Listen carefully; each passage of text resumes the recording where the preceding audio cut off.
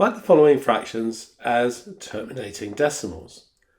Now it's easy to do in a situation where you can make the denominator into a power of 10. And by that I mean things like 10, 100, 1000 and so on.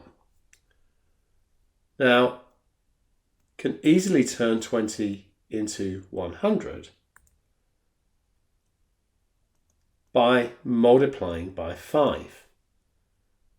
If I do that to the denominator, I have to do it to the numerator.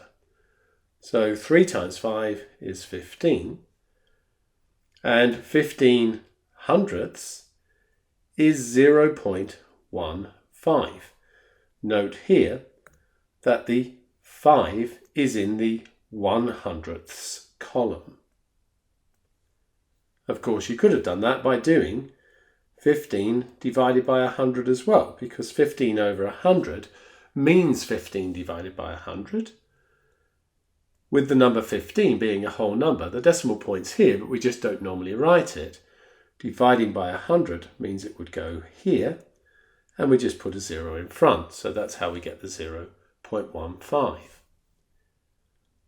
For 6/25, that also is very easy to make into 100. What I've done there is multiply by 4. So do the same to the numerator and we get 24. And so this one is 0.24. For 3/5, I can easily turn that into 10. And what I've done here is multiply by 2. Do the same to the top and I get 6 over 10, which is a 6 in the tenths column. Now the next one's not so easy. So 8 doesn't easily go into 100. But it does go into 200.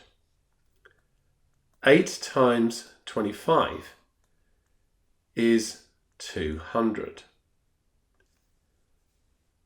So what we can do is we can make that over 200 by multiplying by 25. Doing the same to the top means we've got 25 over 200. But we want that to be over a power of 10, which means we want it over 10, 100, 1000, and so on. Because, of course, these are the number columns, the place values when we're working in decimal. So, if I now halve these, half of 25 is 12.5. So I have 12.5 over 100. Think about doing 12.5 divided by 100. Decimal point's now there, so this one is 0.125. Now, you may not have thought of doing it that way, and there's another way. Remember that 1 over 8 means 1 divided by 8. So what we can do is divide 1 by 8.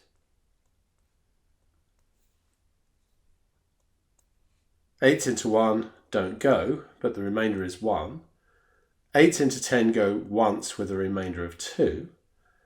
8 into 20 go twice with a remainder of 4. And 8 goes into 40 5 times. So we get 0.125. Note the answer is the same.